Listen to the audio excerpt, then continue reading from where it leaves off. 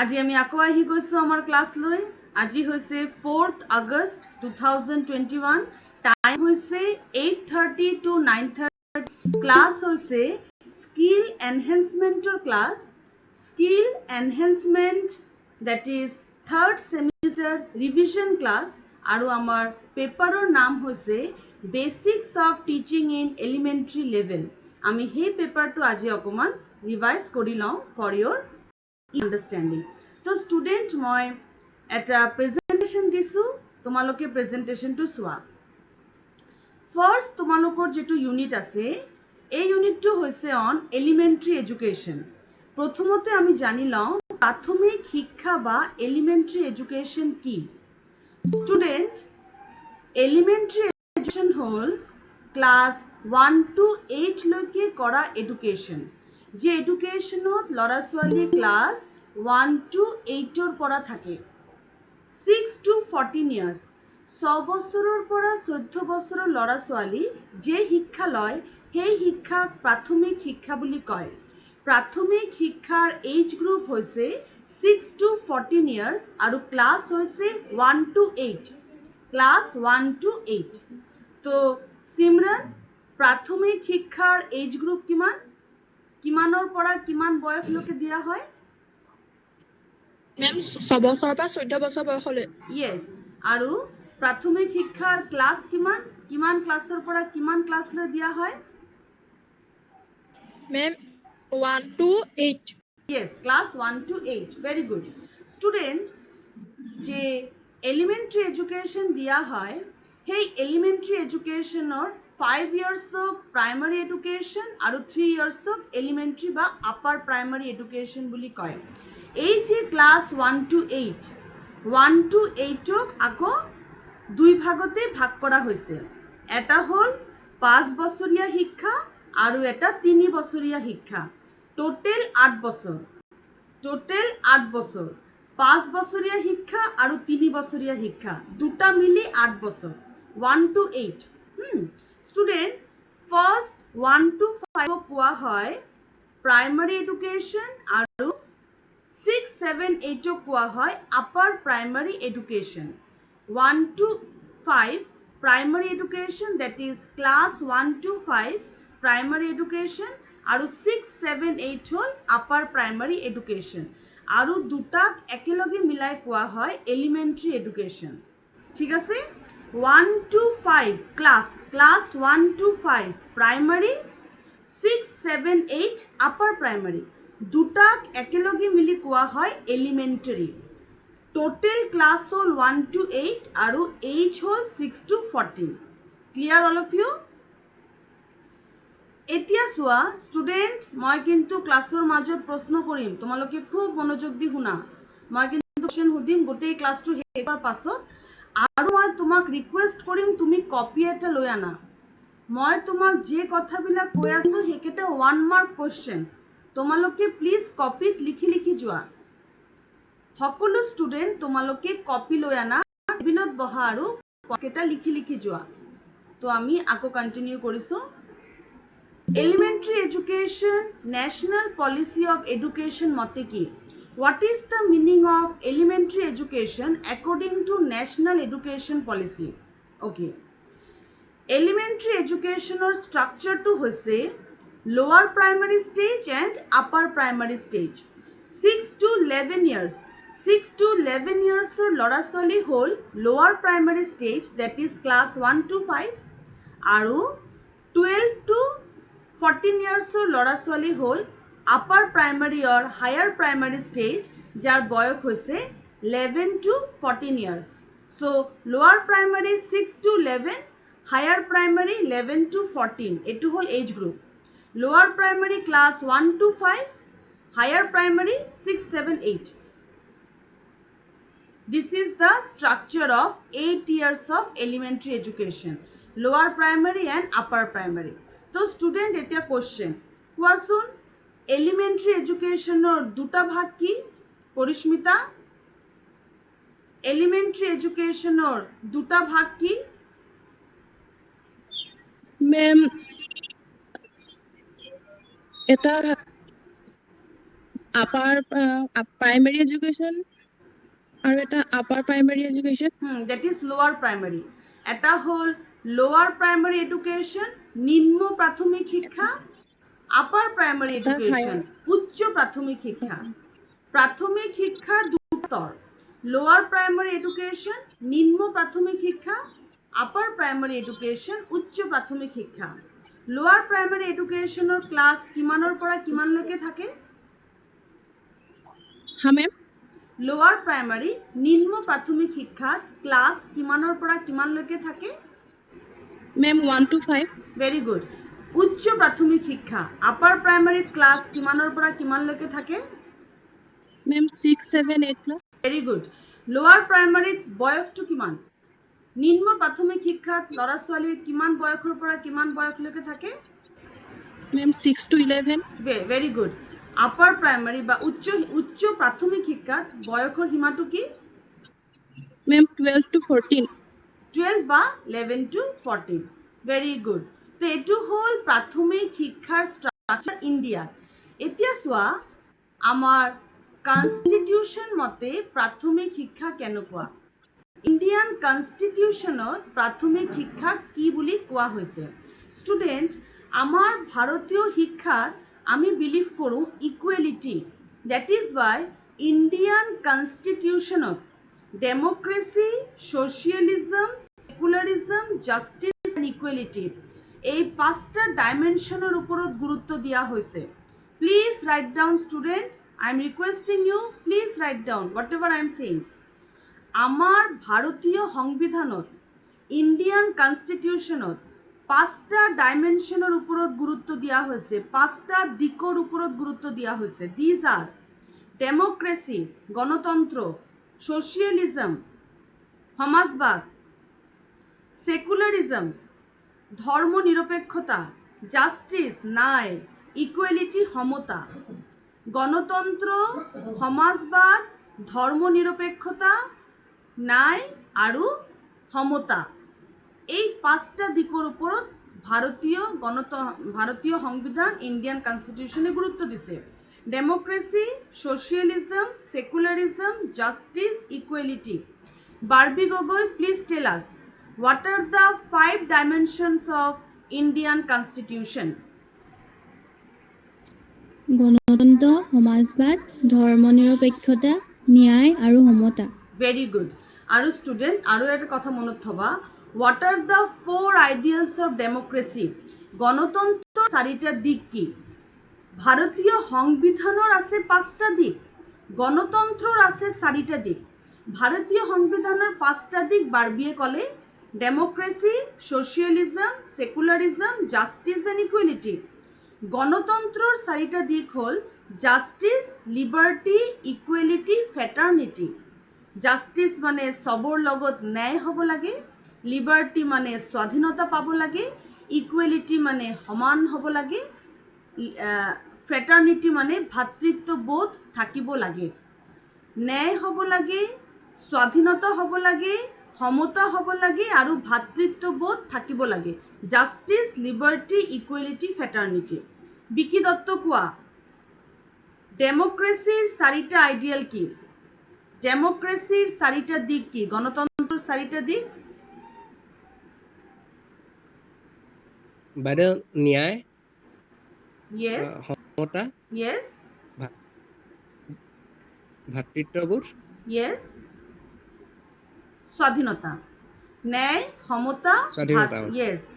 ন্যায়, সমতা, ভাতৃত্ববোধ, স্বাধীনতা। তো এতিয়া আমি ডিছকাছ কৰিবলৈ লৈছো প্ৰাথমিক শিক্ষাত কি কি প্ৰভিজন দিয়া হৈছে।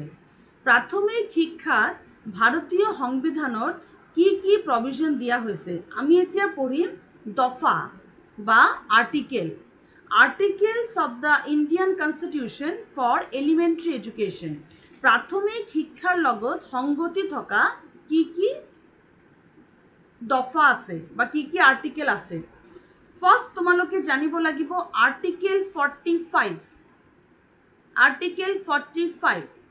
The state shall endeavour to provide within a period of 10 years from the commencement of the Constitution free and compulsory primary education for all children until they complete the age of 14 years.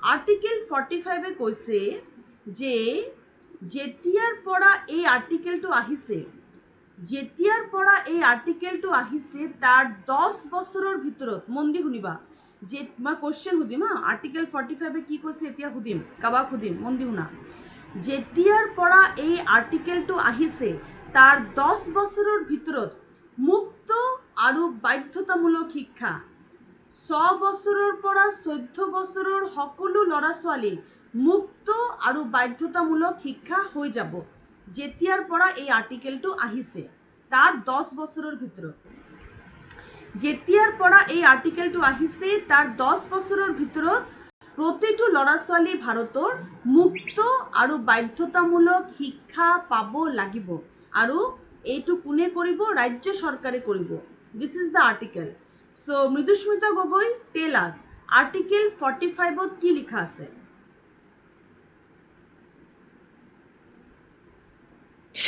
Ma'am এই article 45 টো যেতিয়াৰ পৰা মানে কাৰ্যকৰী হৈছে তাৰ 10 বছৰৰ ভিতৰত 6 পৰা 14 বছৰৰ সকলো ল'ৰা ছোৱালীৰ বাবে মুক্ত আৰু বাধ্যতামূলক শিক্ষা প্ৰদান কৰিব লাগিব আৰু এইটো ৰাজ্য চৰকাৰে কৰিব লাগিব very good clear very good তোমার পুরা clear very good now next আমি ডিসকাস করিম আর্টিকেল 46 আর্টিকেল 46 এ কৈছে the state shall promote with special care the educational and economic interests of the weaker sections of the people and in particular of the SC ST আচ্ছা article 46 এ কৈছে যে SC ST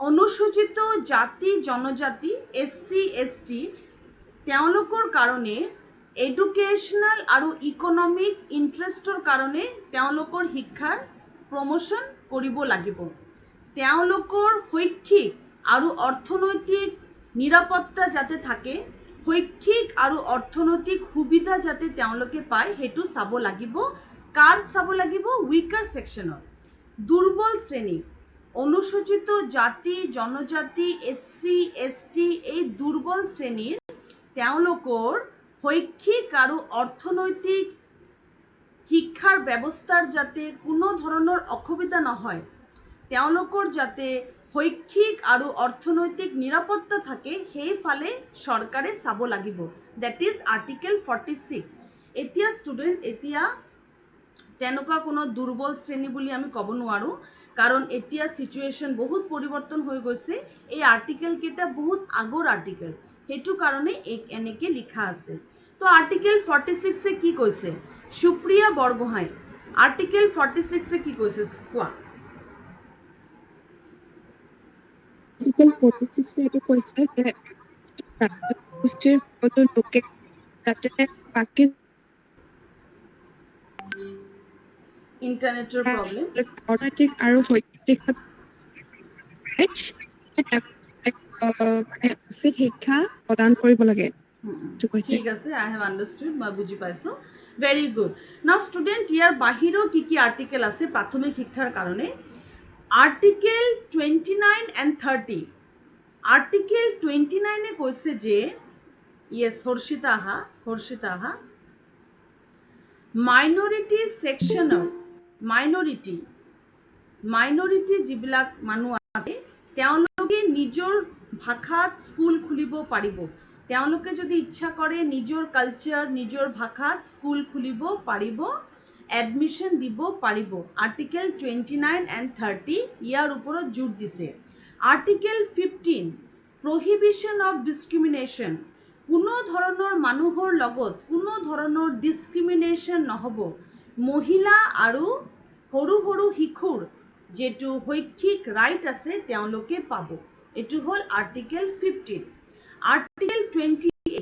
article 28 কৈছে যে no religious instruction in state school government school বিলাকত কোনো এটা particular ধৰ্মক প্ৰাধান্য দিয়া নহব সকলো ধৰ্মক সমানভাবে চোৱা হ'ব গভৰ্নমেন্ট স্কুলত কোনো ধৰণৰ পাৰ্টিকুলাৰ ধৰ্মক প্ৰাধান্য দিয়া নহব দ্যাট ইজ আৰ্টিকেল 28 স্টুডেন্ট তোমালোকে আৰ্টিকেল 15 আৰ্টিকেল 28, আৰ্টিকেল 45, আৰ্টিকেল 46 এই চাৰিটা আৰ্টিকেল খুব ভালকে পঢ়িবা। আৰু এটা আৰ্টিকেল আহি গৈছে ষ্টুডেণ্ট এতিয়া, আৰ্টিকেল 45টো চেঞ্জ হৈ গৈছে। এতিয়া ফ্ৰী এণ্ড কম্পালচাৰী এডুকেশ্যনটো আৰ্টিকেল 45ৰ নামত নাই, এতিয়া আছে আৰ্টিকেল 21 ক্লজ A। এতিয়া ফ্ৰী এণ্ড কম্পালচাৰী এডুকেশ্যন আহি গৈছে আৰ্টিকেল 21 ক্লজ এৰ আণ্ডাৰত। Clear all of U?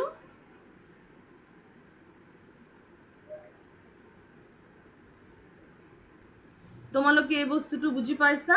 এই আৰ্টিকেলছ কেইটা খুব ভালকে মনত থব লাগিব।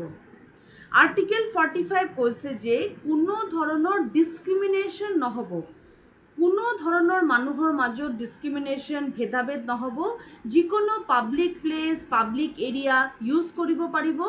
আৰু তোমাৰ যিটো উইমেন আছে, উইমেন আৰু চিলড্ৰেনৰ কাৰণে শিক্ষাৰ ব্যৱস্থা থাকিব। আৰ্টিকেল 29 আৰু 30 কৈছে যে মাইনৰিটি মানুহে নিজৰ শৈক্ষিক ডেভেলপমেণ্টৰ কাৰণে স্কুল খুলিব পাৰিব।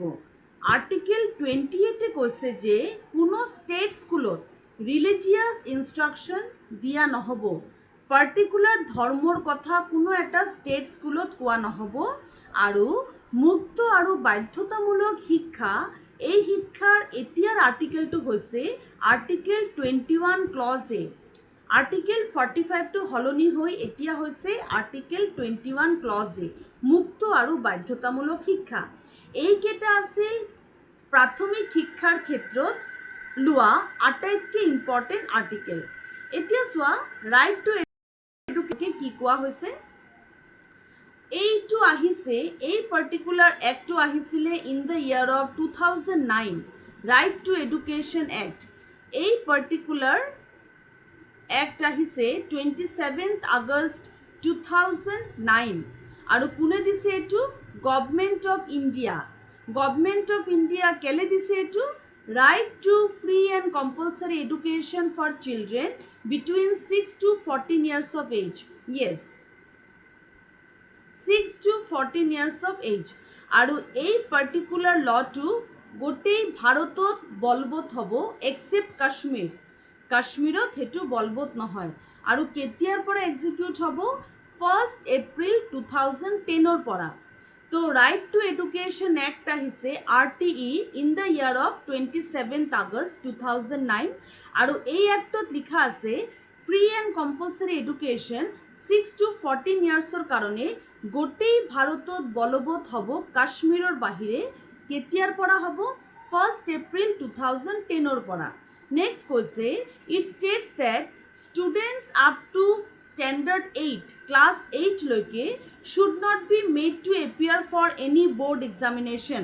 class 8 লৈকে তেওঁলোকে কোনো ধৰণৰ boardৰ examination দিব নোৱাৰিব। From the year 2010 to 2011, a scheme of continuous comprehensive evaluation to be implemented implemented for 1 to 8।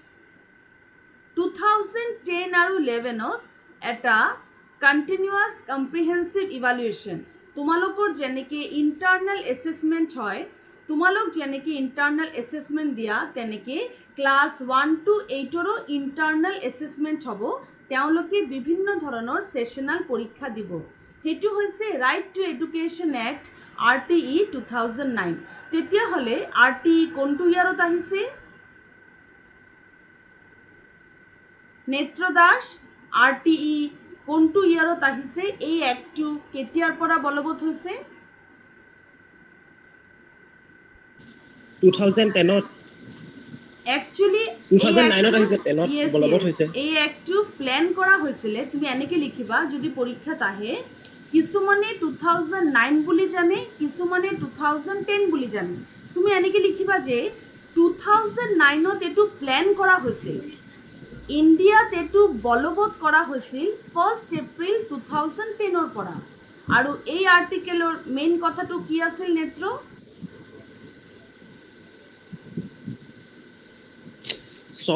6 পৰা 14 বছৰৰ সকলো শিশুকে ছাত্ৰ ছাত্ৰীক শিক্ষা দিয়া।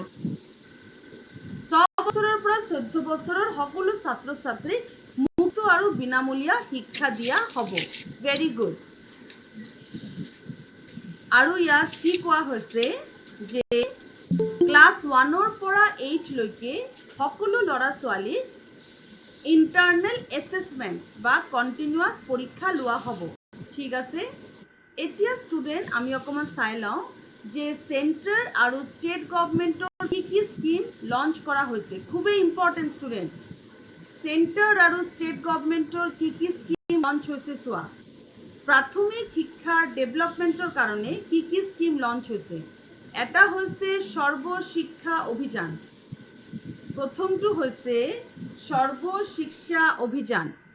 সৰ্বশিক্ষা অভিযান তাৰ মুখ্য উদ্দেশ্য হৈছে 6 to 14 ইয়াৰ্ছৰ ল'ৰা ছোৱালীক বিনামূলীয়া আৰু বাধ্যতামূলক শিক্ষাৰ ব্যৱস্থা কৰি দিয়া।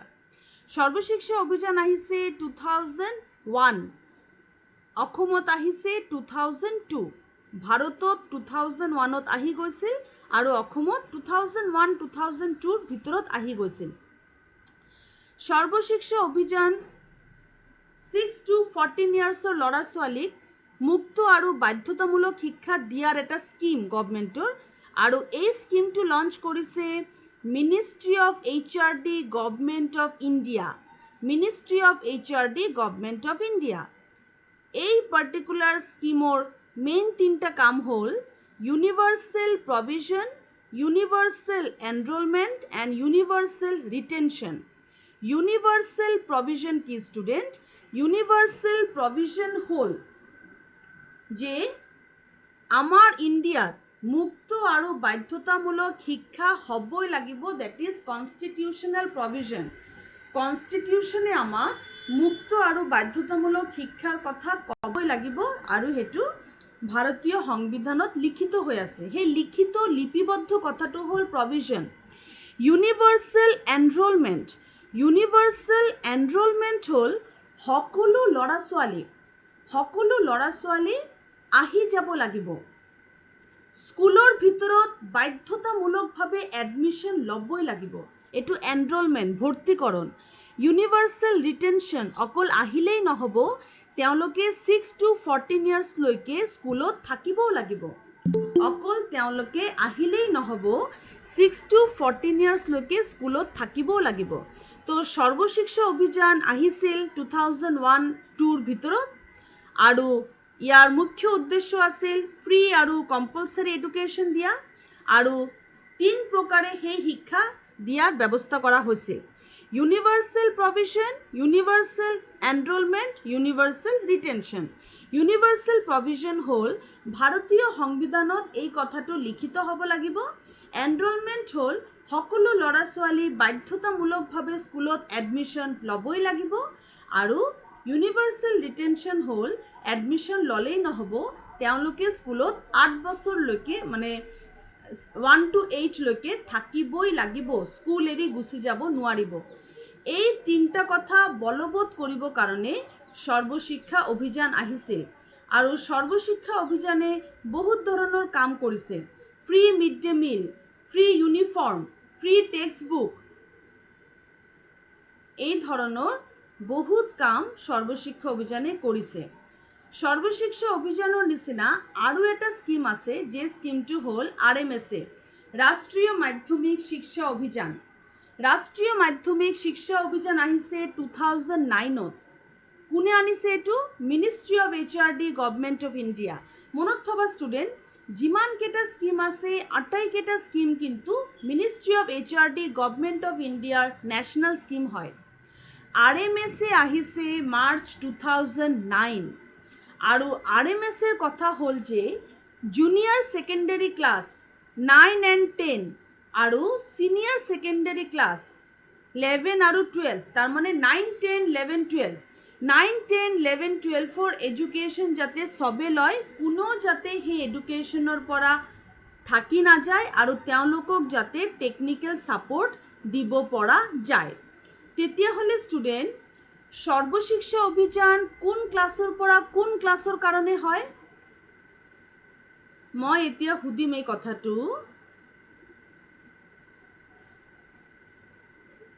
দীক্ষা দাস, দীক্ষা কোৱা সৰ্বশিক্ষা অভিযান এই স্কিমটো কোন ক্লাছৰ পৰা কোন ক্লাছলৈকে হয়? মেম 6 পৰা 14 বছৰ ভেৰি বয়সলৈ। গুড। তোমাক যদি মই ক্লাছ সুধিছো তুমি ক্লাছ কবা, পৰীক্ষাত কিন্তু মাৰ্কস কমি যাব। ক্লাছ 1 to 8 বয়সটো হৈছে 6 বছৰৰ পৰা 14 বছৰ। আচ্ছা, সৰ্বশিক্ষা অভিযান কেতিয়া আহিছে দীক্ষা? কেতিয়া আহিছে? 2001ত একবাৰ 2001ত ভাৰতলৈ আহিছে, কিন্তু অসমত 2002ৰ পৰা হৈছে। আচ্ছা, সৰ্বশিক্ষা অভিযান কোন তিনটা দিশৰ ওপৰত গুৰুত্ব দিছে দীক্ষা? ভাৰতীয় সংবিধানত লিপিবদ্ধ হ'ব লাগিব, Very আৰু good. স্কুলত 6 বছৰৰ পৰা 14 বছৰ সকলো ল'ৰা ছোৱালী নামভৰ্তি কৰিব লাগিব, আৰু স্কুলত 6 থাকিব বছৰৰ লাগিব। পৰা 14 বছৰৰ থাকিব লাগিব ক্লাছ। থাকিব লাগিব, এৰি যাব নোৱাৰিব। Very good. আৰু এইকেইটা কাম কৰিবৰ কাৰণে SSA কি কাম হাতত লৈছে? Free mid day meal, free uniform, free text book, yes, এইকেইটা সুবিধা দিছে। RMSA কেতিয়া আহিছে দীক্ষা? RMSA 2009। RMSA এর ফুল ফর্ম কি? রাষ্ট্রীয় মাধ্যমিক শিক্ষা অভিযান। SSA এর ফুল ফর্ম কি? Sarva Shiksha Abhiyan 2009। Very good. RMSA কোনটো ক্লাছৰ পৰা কোনটো ক্লাছক সামৰি লৈছে দীক্ষা? 9ৰ পৰা 10 আৰু 11ৰ পৰা 12। ইয়েস, মানে 9, 10, 11, 12 আৰু বিভিন্ন ধৰণৰ টেকনিক্যাল সাপোৰ্ট প্ৰোভাইড কৰিবৰ কাৰণে এই স্কিমটো আহিছে। তাৰ বাহিৰেও কেইটামান স্কিম আছে, তুমি পঢ়িব লাগিব। এইকেইটা হৈছে DPEP, district primary education programme, DPEP 95-96ত আহিছিল। এইটো 95-96ৰ ভিতৰত আহিছিল DPEP, district primary education programme. ডিপিইপিৰ কাম হৈছে যে সৰ্বশিক্ষা অভিযান যেনেকে ভাৰতৰ ভিতৰত সবকে মুক্ত আৰু বাধ্যতামূলক কৰিব বিচাৰিছে, ডিপিইপিৰ ডিস্ট্ৰিক্ট ওয়াইজ কৰিব বিচাৰিছিলে। ডিস্ট্ৰিক্ট ওয়াইজ মানে তিনচুকীয়াৰ ল'ৰা ছোৱালীক প্ৰথমতে স্কুলত ভৰ্তি কৰিব লাগিব। তেনেকে ডিব্ৰুগড়ত যেটো ডিপিইপি আছে সেইটো চাব, ডিব্ৰুগড়ৰ সব ল'ৰা ছোৱালী স্কুলত এডমিশন লৈছে নে নাই।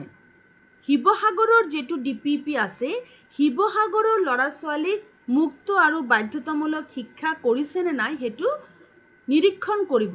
তেনেকে প্ৰতিটো ডিস্ট্ৰিক্টত ডিপিইপি আছে, আৰু এই প্ৰগ্ৰামবিলাকে ডিস্ট্ৰিক্ট ওয়াইজ কামবিলাক হৈছে নে নাই চাই, আৰু যেতিয়া আটাইকেইটা ডিস্ট্ৰিক্টত ল'ৰা ছোৱালী মুক্ত আৰু বাধ্যতামূলক শিক্ষা পাই যাব, তেতিয়া SSAৰ অবজেক্টিভ ফুলফিল হৈ যাব।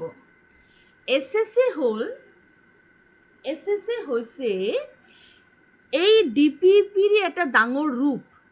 SSA ফুলফিল কৰিবৰ কাৰণে বিভিন্ন ডিপিইপিয়ে কাম কৰি আছে। এইটো আহিছে 1995-96 চনত, আৰু এইটো কাম হৈছে 25% ল'ৰা ছোৱালী অকল থাকি যাব লাগিব, মানে 70 মানে থাকি যাব লাগিব মানে কি 70 সবেই হ'ব লাগিব এনৰোল, কিন্তু ম্যাক্সিমাম 75% হ'বই লাগিব, যাবই লাগিব স্কুললৈ, সেই কথাটো কৈছে। তাক ডিপিইপি বুলি কয়, আৰু হেতু হৈছে নে নাই তাক স্কুলে গৈ নিৰীক্ষণ কৰা, ইন্সপেক্টৰ অফ স্কুল পঠোৱা, তেওঁলোকে স্কুলবিলাক বিচাৰি সেই কামবিলাক কৰা, এইকেইটা হৈছে ডিপিইপিৰ কাম। তেওঁলোকে ডিস্ট্ৰিক্ট ওয়াইজ এই কামবিলাক কৰে।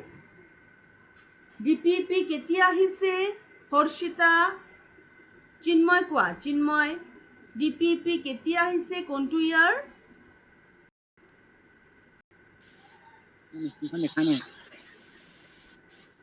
ডিপিইপি আহিছে 1995ত। 95 ইয়েস, 95 দীপশিকা। আৰু ডিপিইপিৰ কাম হৈছে তোমাৰ ডিস্ট্ৰিক্ট ওয়াইজ মুক্ত আৰু বাধ্যতামূলক শিক্ষাৰ কাৰণে প্ৰয়োজনীয় পদক্ষেপ লোৱা। আচ্ছা, এতিয়া চোৱা ষ্টুডেন্ট, এই পাৰ্টিকুলাৰ ইউনিটত ফাৰ্স্ট যেটো ইউনিট আছে, এই ইউনিটৰ কেইটামান প্ৰশ্ন মই এতিয়াই কৈ আছো, তোমালোকে মনোযোগ দি শুনা। প্ৰাথমিক শিক্ষা কি? প্ৰাথমিক শিক্ষাৰ বৈশিষ্ট্য কি? প্ৰাথমিক শিক্ষাৰ কাৰণে গভৰ্ণমেণ্টে কি স্কিম লঞ্চ কৰিছে, সেই স্কিমবিলাকৰ ফাংচনছ কি? কনস্টিটিউশনাল প্ৰভিজনছ কি, আৰ্টিকেল কি, আৰ্টিকেল কেইটা প্ৰাথমিক শিক্ষাৰ কথা কি কৈছে, সেইবিলাক তোমালোকে ফাৰ্ষ্ট ইউনিটৰ খুব ভালকে খৰচি মাৰি পঢ়ি যাবা।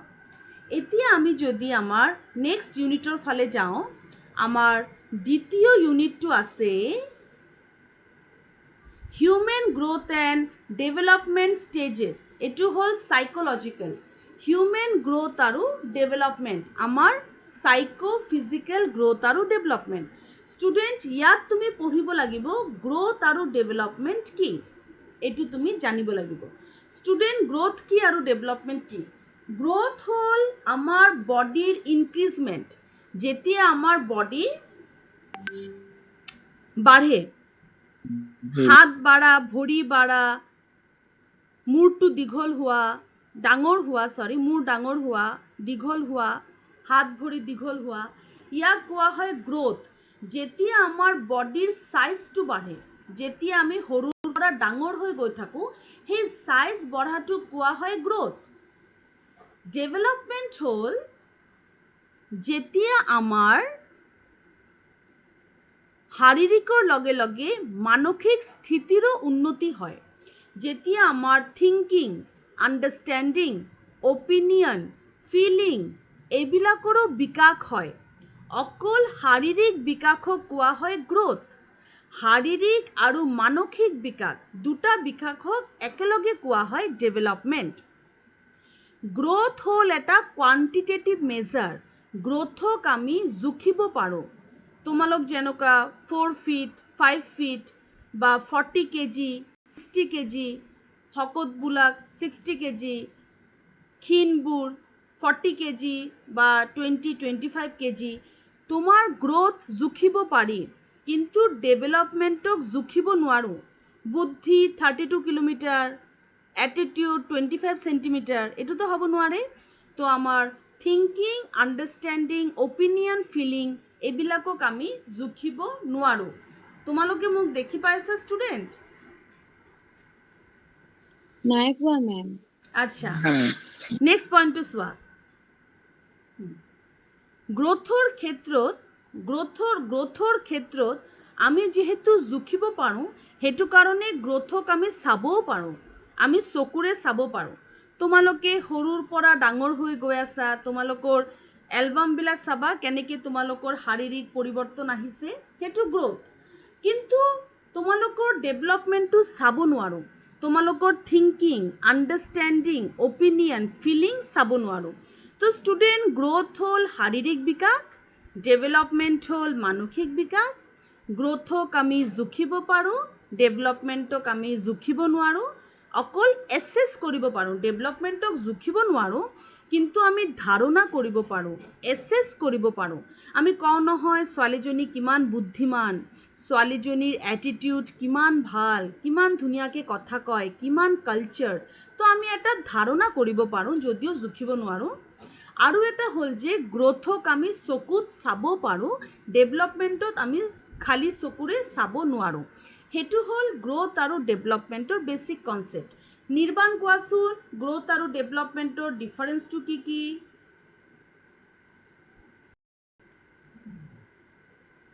বাইদেউ, গ্ৰোথ হৈছে সৰুৰ পৰা এটা শিশু বা এইটো মানে যিখিনি শাৰীৰিক বিকাশ হয় সেইটোৱে হৈছে গ্ৰোথ। আৰু বিকাশ হৈছে সেই শিশুৱে বা এটা স্তৰত মানে অতিক্ৰম কৰি তাৰ যিখিনি শাৰীৰিক, মানসিক সকলোখিনি, আধ্যাত্মিক সকলোখিনি দিশৰ বিকাশ হ'ব, তাক যদি আমি বিকাশ বুলি কওঁ। Very good. নাও ষ্টুডেণ্ট, এই যে আমাৰ গ্ৰোথ আৰু ডেভেলপমেণ্ট আছে, এই গ্ৰোথ আৰু ডেভেলপমেণ্টৰ কেইবাটাও ষ্টেজ আছে। সেই ষ্টেজকেইটা হৈছে infancy, childhood, adolescence, adulthood, old age. Infancy, childhood, adolescence, adulthood, old age, এইটো হ'ল আমাৰ জীৱনৰ গ্ৰোথ বা বিকাশ, আমাৰ জীৱনৰ বিভিন্ন স্তৰ। ইনফেন্সি হৈছে একেবাৰে সৰু শিশু। চাইল্ডহুড হৈছে প্ৰাথমিক স্কুলত পঢ়া শুনা কৰা 6 বছৰৰ পৰা 14 বছৰৰ শিশু। এডোলেচেঞ্চ হৈছে তোমালোক 14 বছৰৰ পাছত 18-19ৰ পৰা আৰম্ভ হয় এডোলেচেঞ্চ, তোমালোক কিশোৰ অৱস্থা।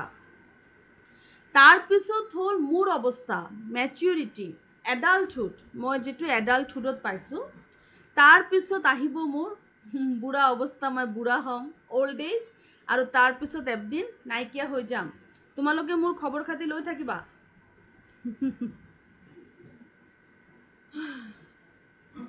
লবানে নোলোৱা আজি অনলাইন ক্লাছত আজি অনলাইন ক্লাছত কোৱা ৰেকৰ্ডিং হৈ থাকিব লবানে নোলোৱা তোমালোক খবৰ খাতি আমি মোৰ যেতিয়া বয়স হৈ যাব লম মেম চাবা নাই মোক দিখা নেত্ৰ ডিম্পি বাৰ্বি চাবা নাই বাৰু মোক লম মেম ল'ম বাইদেউ ল'ম আজি কিন্তু ৰেকৰ্ডিং হৈ গৈছে দেই ভিডিঅ'টো কথাটো কিন্তু ৰেকৰ্ডিং হৈ গৈছে মনত থাকে যাতে আচ্ছা তো আমাৰ কি কি ষ্টেজ আছে ষ্টুডেণ্ট ফাৰ্ষ্ট হৈছে শৈশৱ কাল তাৰপিছত আহিলে তোমাৰ না সৰি ফাৰ্ষ্ট হৈছে ইনফেন্সি একেবাৰে সৰু শিশুকাল তাৰপিছত আহিলে শৈশৱ কাল তাৰপিছত আহিলে কৈশোৰ কাল তাৰপিছত আহিলে এডাল্টহুড বয়সস্থ কাল বয়সস্থ নহয় মানে মেচিউৰ্ড কাল তাৰপিছত আহিলে অল্ড এজ আৰু তাৰপিছত আমাৰ ডেথ হ'ব তো এই যে আমাৰ বিভিন্ন স্তৰবিলাক আছে সেই স্তৰৰ ভিতৰত এটা স্তৰ হৈছে চাইল্ডহুড যে স্তৰত আমি প্ৰাথমিক শিক্ষাত থাকোঁ তোমালোকক অকল এডলিসেন্স আৰু চাইল্ডহুডৰ কথা পঢ়িব লাগিব তোমালোকে অকল এই দুটা পঢ়িলে হ'ব চাইল্ডহুড আৰু এডলিসেন্স যেতিয়া আমি 6 বছৰৰ পৰা 14 বছৰৰ সেই বয়সত থাকোঁ তেতিয়া আমাৰ কি ধৰণৰ বৈশিষ্ট্য থাকে সৰু বয়সত আমাৰ কি বৈশিষ্ট্য থাকে চোৱা চাইল্ডহুড আমাৰ 3 ভাগতে ভাগ আছে চোৱা 6 বছৰৰ পৰা 8 বছৰৰ এটা ষ্টেজ আছে 9 বছৰৰ পৰা 10 বছৰৰ এটা ষ্টেজ আছে 11 বছৰৰ পৰা 12 বছৰৰ এটা ষ্টেজ আছে তো চাইল্ডহুডৰ ষ্টেজবিলাক আছে 6 বছৰৰ পৰা 8 বছৰ এটা ষ্টেজ 9 বছৰৰ পৰা 10 বছৰ এটা ষ্টেজ 11 বছৰৰ পৰা 12 বছৰৰ এটা ষ্টেজ তো এইকেইটা আমাৰ ষ্টেজবোৰ আছে তো এতিয়া চাই লোৱা তুমি আমি আমাৰ চাইল্ডহুডত কি আছে আমি চাই লওঁ এতিয়া ফিজিক্যাল চেঞ্জ চোৱা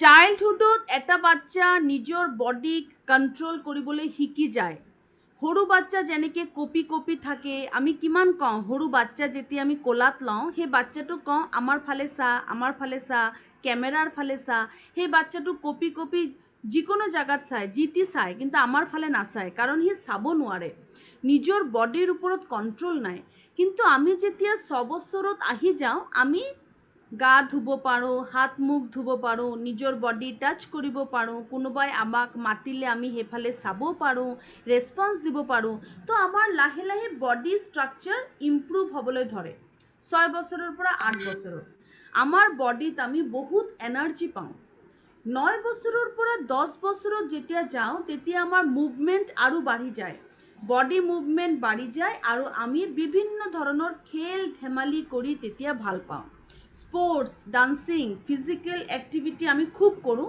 9 বছৰৰ পৰা 10 বছৰত 11ৰ পৰা 12 বছৰত আহাৰ লগে লগে আমাৰ বডিত চেঞ্জ আহিবলৈ আৰম্ভ কৰে আৰু আমাৰ এনাৰ্জি লেভেলটো একেবাৰে ষ্টেবল হৈ যায় এটা ষ্টেবিলিটিত আহি যায় তেতিয়া হলে ফিজিক্যাল আমাৰ 6 বছৰৰ পৰা 8 বছৰত গ্ৰোথ হ'বলৈ আৰম্ভ কৰে আমাৰ বডিটো এটা কন্ট্ৰোলত আহিবলৈ আৰম্ভ কৰে 9 বছৰৰ পৰা 10 বছৰত আমাৰ মুভমেন্ট কেটা ফাস্ট হৈ যায় আমি অ্যাক্টিভ এনাৰ্জেটিক হৈ যাওঁ স্পোৰ্টস খেল ধেমালিত আমি আগবাঢ়ি যাওঁ 11ৰ পৰা 12 বছৰত আমাৰ কি হয় তেতিয়া আমাৰ বডি পাৰ্টস কেটা এটা স্টেবিলিটিত আহি যায় আৰু আমাৰ এনাৰ্জি এটা স্টেবল এটা কন্ট্ৰোলড ওয়েত আহি যায় তো এটো হল আমাৰ ফিজিক্যাল স্ট্রাকচার যেতিয়া আমি চাইল্ডহুডত থাকো বাল্যকাল চাইল্ডহুড হল বাল্যকাল ইনফেন্সি হল শৈশৱ কাল এডলিসেন্স হল কৈশোৰ কাল এতিয়া মোৰ মনত পৰিছে চাইল্ডহুড আমি পঢ়ি আছো বাল্যকাল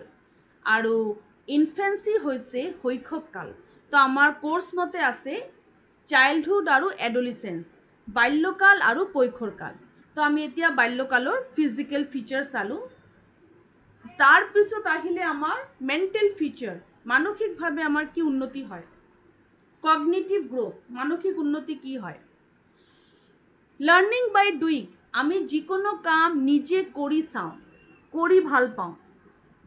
খেল ধেমালি বা এক্টিভিটি যিকোনো বস্তু আমি নিজৰ পৰা জানিবলৈ চেষ্টা কৰোঁ, আমি কিউৰিয়াছ থাকোঁ, আমাৰ কিউৰিয়াছিটি বাঢ়ি যায়। 9 বছৰৰ পৰা 10 বছৰত আমি আৰু বেছি নতুন কথাত ইনভলভ হৈ থাকোঁ, নতুন নতুন কথা জানিবলৈ আমাৰ আগ্ৰহ থাকে। আমাক কোনো এটা বস্তু দিলে তাক আমি ভাঙি চিঙি তাৰ ভিতৰত কি আছে জানিব বিচাৰোঁ। 11ৰ পৰা 12 বছৰ অহাৰ লগে লগে আমাৰ এবষ্ট্ৰেক্ট থিংকিং ডেভেলপ হৈ যায়। এবষ্ট্ৰেক্ট থিংকিং মানে চকুত দেখি নোপোৱা বস্তুবিলাকো আমি জানিবলৈ আৰম্ভ কৰি দিওঁ। Love, care, affection, emotion, interest, attention, attitude, opinion, এই বস্তুবিলাকৰ যে কনচেপ্ট আছে, ধাৰণা আছে, যিবিলাক আমি চকুত দেখিব নোৱাৰোঁ, দেখি পাব নোৱাৰোঁ, তাকো আমি জানিবলৈ আৰম্ভ কৰি দিওঁ। সোশিয়েল ডেভেলপমেন্ট, সামাজিক কাৰ্যকলাপ। সামাজিক কাৰ্যকলাপ কি কি হয়, বাল্যকালৰ বৈশিষ্ট্য কি? এই মানুহবিলাক এক্সট্ৰভাৰ্ট হয়, খুবেই বেছি এক্সট্ৰভাৰ্ট, খেল ধেমালি কৰি ভাল পায়, যিকোনো কথা কৈ ভাল পায়, মানুহক উপকাৰ কৰি ভাল পায়। এইটো হ'ল 6 বছৰৰ পৰা 8 বছৰৰ ল'ৰা ছোৱালী। যিকোনো বিয়া হোক, ঘৰত কোনো পাৰ্টি হোক, ঘৰত কোনো বিয়া হোক, কলনীত কোনো প্ৰয়োজন হোক, এই বাচ্চাবিলাক দৌৰি দৌৰি যায়, দৌৰি গৈ সমাজৰ সকলো কামত নিজৰ এটা অংশ দিব বিচাৰে, পাৰক চাহে নোৱাৰক, চেষ্টা পুৰা কৰে। 11 বছৰৰ পৰা 12 বছৰ তেওঁলোক সামাজিক হয়। স্কুলত তেওঁলোক এটা গ্ৰুপ ফৰ্ম কৰে, সেই গ্ৰুপৰ লগত মিলা প্ৰীতিকে থাকে। ল'ৰাবিলাকৰ লগত থাকি ভাল পায়, ছোৱালীবিলাকৰ লগত থাকি ভাল পায়। এইটো হ'ল হোমোজিনিটি। তেওঁলোকে নিজৰ জেণ্ডাৰৰ মাজত থাকি ভাল পায়। আৰু তেওঁলোকৰ হ'ল গেং লয়েলটি। তেওঁলোকে নিজৰ গেঙৰ প্ৰতি যথেষ্ট লয়েল থাকে। তেওঁলোকৰ বন্ধুত্ব একেবাৰে পিয়ৰ থাকে, কোনো হিংসা তেওঁলোকৰ এইটো বয়সত নাথাকে। আৰু লগৰৰ কাৰণে তেওঁলোক যিমানটো পাৰে ইমানটো সহায় কৰিব পাৰে। তেওঁলোকে সদায় নিজৰ লগৰক ছেফগাৰ্ড দিয়ে, বচায়। গেং লয়েলটি আৰু হোমোছেক্সুৱেলিটি, এই দুটা হ'ল মুখ্য বৈশিষ্ট্য চাইল্ডহুডৰ। তো ষ্টুডেণ্ট, আমি কি পালো? চাইল্ডহুডৰ বৈশিষ্ট্যবোৰ কি? কিমানটা মনত আছে আমি চাম। এই প্ৰশ্নটো মই সুধিছো প্ৰিয়ংকা দত্ত। প্ৰিয়ংকা, কোৱাচোন চাইল্ডহুডৰ বৈশিষ্ট্যবোৰ কি কি, বাল্যকালৰ বৈশিষ্ট্যবোৰ?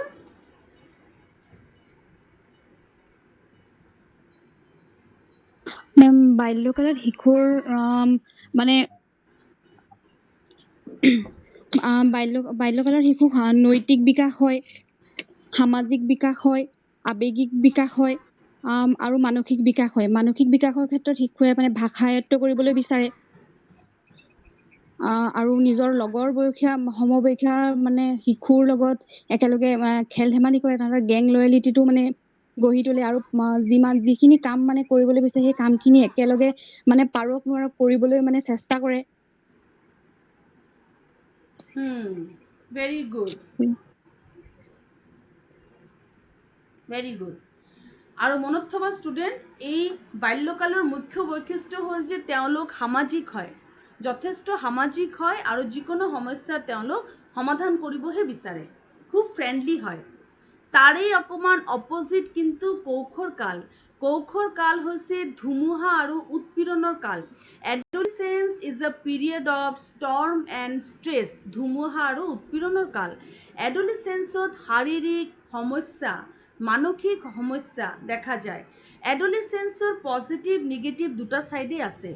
পজিটিভ চাইড হ'ল এডোলেসেন্স ল'ৰা ছোৱালী যথেষ্টভাৱে উৎসাহী থাকে, তেওঁলোক উৎসৱ মুখৰ হয়, কোনো এটা পাৰ্টি কৰা, কোনো এটা এনজয়মেণ্ট কৰা, সেইবিলাক ভাল পায়।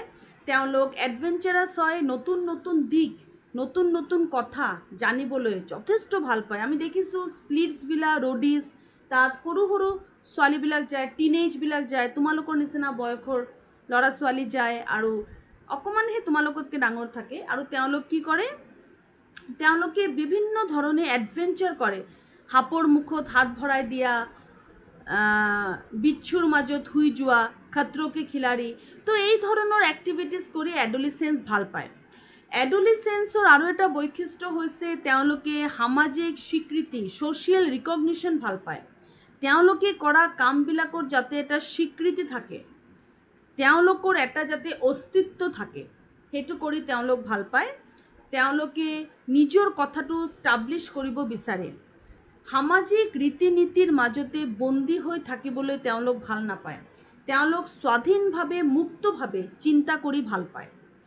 প্ৰব্লেম হ'ল এই যে তেওঁলোকে স্বাধীনভাৱে থাকি ভাল পায়, সামাজিক ৰীতি নীতিৰ কেতিয়াবা এগেইনষ্টত গৈও তেওঁলোকে কামত লিপ্ত হয়, সেইটো তেওঁলোকৰ কাৰণে বিপদজনক হয়। তেওঁলোকৰ শাৰীৰিক সমস্যা হ'ল এডোলিসেন্সত হেটেৰোছেক্সুৱেলিটি দেখা যায়, অপজিট জেণ্ডাৰৰ প্ৰতি এটা এট্ৰাকশ্যন দেখা যায়, আৰু সেইকাৰণে তেওঁলোকৰ শাৰীৰিক সমস্যা হয়, তেওঁলোকে বিপদতো পৰে, কেতিয়াবা বহুত ডাঙৰ বিপদো হয় তেওঁলোকৰ এই এট্ৰাকশ্যনৰ কাৰণে। এইটো এটা প্ৰব্লেম। ছেকেণ্ড প্ৰব্লেম হ'ল যে তেওঁলোকৰ মানসিক ভাৰসাম্যহীনতা, মানে ইমোশ্যনেল ইনষ্টেবিলিটি। এই খং উঠিছে, এই ভাল লাগিছে, এই আৱেগিক হৈ পৰিছে। তোমালোকে চাবা ষ্টুডেণ্ট, তোমালোকৰ ষ্টেটাছ মই প্ৰায় মানে হোৱাটছআপ ষ্টেটাছ এনেকৈ ধৰা আমি যেতিয়া স্ক্ৰল কৰি থাকোঁ তেতিয়া ষ্টুডেণ্টৰ কেতিয়াবা চাওঁ, কষ্ট লাগে, খুবেই কম বয়সৰ ষ্টুডেণ্ট কিন্তু ধৰা মানসিকভাৱে ভাঙি পৰা, কিছুমান কথা লিখে দুখ কৰি যে লগৰবিলাকৰ পৰা প্ৰতাৰণা পাইছোঁ, মানসিকভাৱে ভাঙি পৰিছোঁ। তো এইটো এডোলিসেন্সৰ প্ৰব্লেম দেখা যায়। এডোলিসেন্সৰ বৈশিষ্ট্য জানিবলৈ হ'লে দেয়াৰ ৱাজ আ ৱেব ছিৰিজ, এটা ৱেব ছিৰিজ আছিলে 13 Reasons Why, এটা ৱেব ছিৰিজ আছিলে 13 Reasons Why। তাত দেখাইছে যে এডোলিসেন্সৰ কিমান সমস্যা হ'ব পাৰে। ড্ৰাগছ খোৱা, স্মাগলিং কৰা, বিভিন্ন অনৈতিক কামত লিপ্ত হোৱা, লগৰক ইভটিজ কৰা, লগৰৰ লগত বেয়া ব্যৱহাৰ কৰা বা চিটিং কৰা, এই ধৰণৰ কাৰ্যকলাপ তেওঁলোকৰ সমস্যা তেওঁলোকৰ কাৰণে সৃষ্টি কৰে। ভাল কথাকেইটা হ'ল যে তেওঁলোক সাহসী, অধ্যাৱসায় কৰে, যিকোনো সমস্যাৰ পৰা ওলাই আহিবৰ কাৰণে জোশ আছে, তেওঁলোকৰ জুনুন আছে, উদ্যমতা আছে, খালি তাক ভাল কামত লগাবহে লাগিব। এইকেইটা হৈছে কৈশোৰ কালৰ ভাল বেয়া দিশ, বৈশিষ্ট্য। ষ্টুডেণ্ট,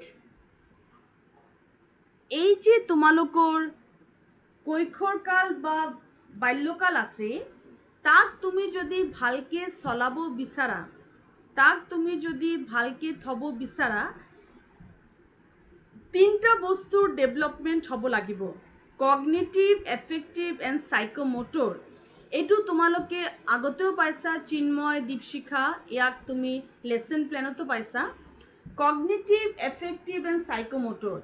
এডোলিসেন্স বা চাইল্ডহুডৰ ল'ৰা ছোৱালীক পঢ়াবলৈ হ'লে এই তিনিটা দিশ ডেভেলপ হ'ব লাগিব: কগনিটিভ, এফেক্টিভ এণ্ড সাইকোমোটৰ।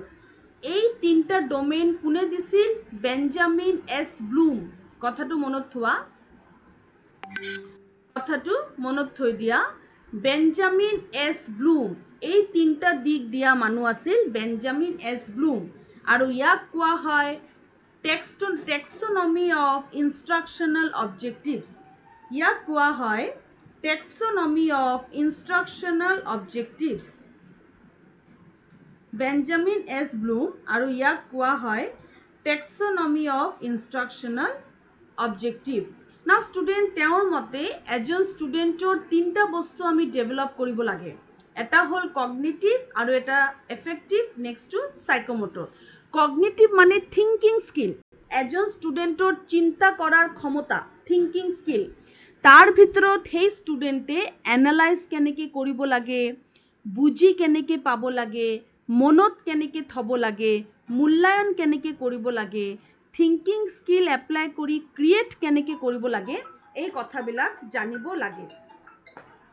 হেল্ল', মই ক্লাছ কৰি আছোঁ, ফোন কৰিছোঁ মই। অ'কে, তো ষ্টুডেণ্ট, কগনিটিভৰ ভিতৰত, কগনিটিভ স্কিলৰ ভিতৰত, আচ্ছা ষ্টুডেণ্ট, মই এটা ফোন ৰিচিভ কৰি লৈছোঁ। মেবি কোনো এটা ষ্টুডেণ্টে ক্লাছ জইন নকৰিবও পাৰে, স্কিল এনহেঞ্চমেণ্টৰ ষ্টুডেণ্ট হ'ব পাৰে। 1 মিনিট ৰ'বা দেই। হেল্ল', মই এইটো মোৰ লাষ্ট ক্লাছ, মোৰ 10টা বজাতে শেষ হৈ যাব, মই এইটো নাম্বাৰত আকৌ কল বেক কৰিম। মই একদম মই নিজে কল বেক কৰিম। ঠিক আছে। অ'কে ষ্টুডেণ্ট, কগনিটিভ যেটো স্কিল আছে, কগনিটিভ স্কিলৰ ভিতৰত পৰে আমাৰ থিংকিং স্কিল। ইয়াত ষ্টুডেণ্টৰ কি বস্তু ডেভেলপ কৰিব পাৰে শিক্ষাই, কেনেকে ৰিমেম্বাৰ কৰিব লাগে, কেনেকে বুজি পাব লাগে, কেনেকে জ্ঞান প্ৰয়োগ কৰিব লাগে, কেনেকে এনালাইজ কৰিব লাগে, কেনেকে ইভালুৱেট কৰিব লাগে, কেনেকে ক্ৰিয়েট কৰিব লাগে। Create, evaluate, analyse, apply, understand, remember, এইকেইটা কগনিটিভ। এফেক্টিভ হ'ল য'ত আমি এজন ষ্টুডেণ্টৰ আৱেগিক দিশ ডেভেলপ কৰিব পাৰোঁ, তেওঁৰ আৱেগ অনুভূতিক আমি ডেভেলপ কৰিব পাৰোঁ। আৱেগিক দিশ হ'ল য'ত তুমি ভেলিউ, ইথিক্স বুজি পোৱা, কালচাৰ, ট্ৰেডিশ্যন বুজি পোৱা। ইয়াত চোৱা, ইয়াত শিকোৱা হয় কেনেকে ৰেছপন্স কৰিব লাগে, কেনেকে কোনো এটা কথা পজিটিভলি মনত ৰিচিভ কৰিব লাগে, কেনেকে কোনো এটা কথাৰ ধাৰণা কৰিব লাগে, কেনেকে বিভিন্ন ধৰণৰ মূল্যবোধৰ শিক্ষা ল'ব লাগে, সেই দিশবিলাক কোনে চাই? Effective domain. সাইকোমোটৰ হ'ল য'ত আমি হাতে ভৰিৰে কাম কৰোঁ। ইয়াত শিকোৱা হয় কেনেকে কোনো এটা কাম কৰিব লাগে, কেনেকে সায়েন্স, মেথছ ছাবজেক্টক দিয়া প্ৰজেক্টছবিলাক কৰিব লাগে, কেনেকে এই যে তোমালোকে হোম এছাইনমেণ্ট কৰি আছা এতিয়া, হোম এছাইনমেণ্ট চিন্তা কৰি কৰিছা কাৰণে এইটো হ'ব কগনিটিভ। তোমালোকে যদি ঘৰত কোনো এটা প্ৰেক্টিছ কৰা, এইটো হ'ব সাইকোমোটৰ। নাচ গান তোমালোকে যদি কৰা, সেইটো হ'ল হাতে ভৰিৰে কৰা কাম, সাইকোমোটৰ।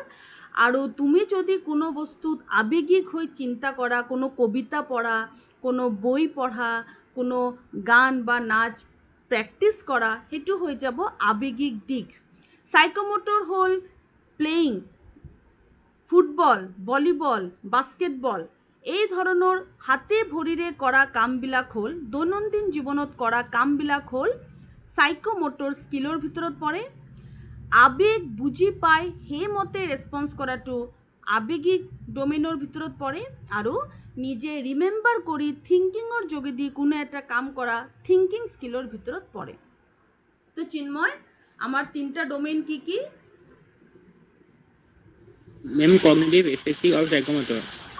কোনটো ডমেইনৰ যোগেদি আমি চিন্তা কৰিব পাৰোঁ?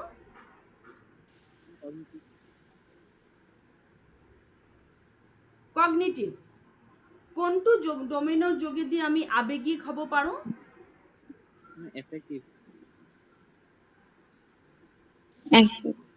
ইয়েছ, দীপশিখা কোৱা। Ma'am effective. Very good. কোনটো ডমেইনত আমি হাতে ভৰিৰে কাম কৰিবলৈ শিকোঁ? মেম সাইকোমোটৰ। Very good.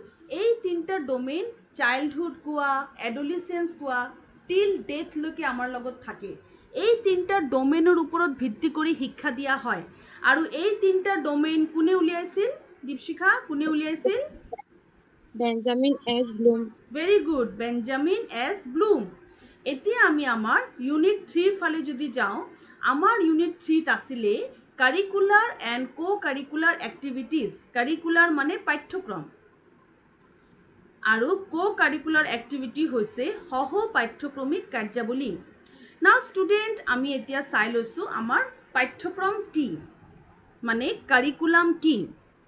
কাৰিকুলাম হৈছে এটা continuous process of evaluation. Curriculum এটা continuous process of evaluation. The word curriculum has derived from the Latin word curri. Curriculum শব্দটো এটা লেটিন শব্দৰ পৰা আহিছে, যাৰ মানে হৈছে ৰান, ভাগো। কাহা ভাগো? কি হ'ব এইটো? কাহা ভাগো? মেম নিৰ্দিষ্ট এটা পথত, যিটো পথত আমি শিক্ষা গ্ৰহণ কৰি পাছলৈ এজন ভৱিষ্যতে এজন মানুহ হিচাপে নিজকে গঢ়ি তুলিব পাৰিম। Yes, নিৰ্দিষ্ট এটা পথত ভাগো, ৰান ভাগো। কিহত ভাগো?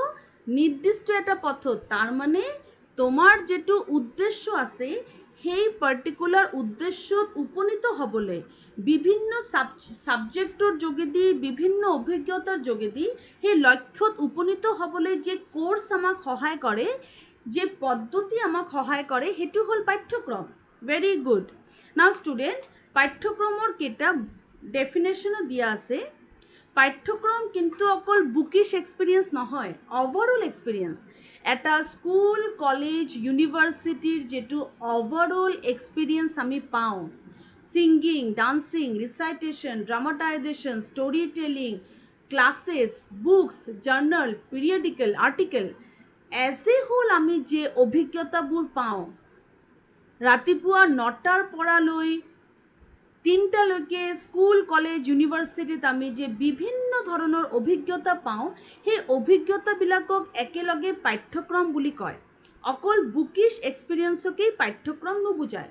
আকৌ স্কুল কলেজ ইউনিভাৰ্চিটিৰ বাহিৰত সমাজৰ পৰা আমি যিটো জ্ঞান পাওঁ সেইটো এক ধৰণৰ পাঠ্যক্ৰম। মা দেউতাৰ পৰা আমি শিকোঁ কালচাৰ, ট্ৰেডিশ্যন, ইথিক্স, সমাজৰ পৰা আমি শিকোঁ এডজাষ্টমেণ্ট। এই যে বিভিন্ন বস্তু আমি শিকোঁ সেইকেইটাও একোটা পাঠ্যক্ৰম। বহল অৰ্থত পাঠ্যক্ৰম হৈছে totality of experiences, as a whole যে এক্সপিৰিয়েঞ্চ আমি পাওঁ।